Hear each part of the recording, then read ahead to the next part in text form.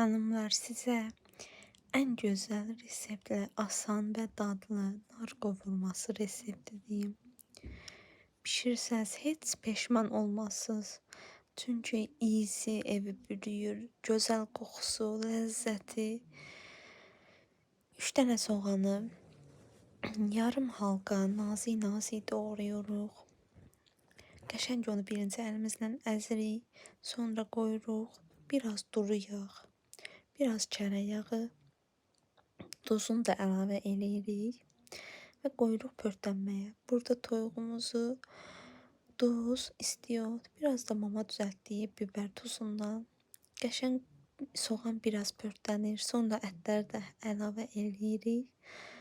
Ağzını örtürük. Qəşəng pörtlənir. Həm soğan bişir, həm toyuq bişir qəşəng.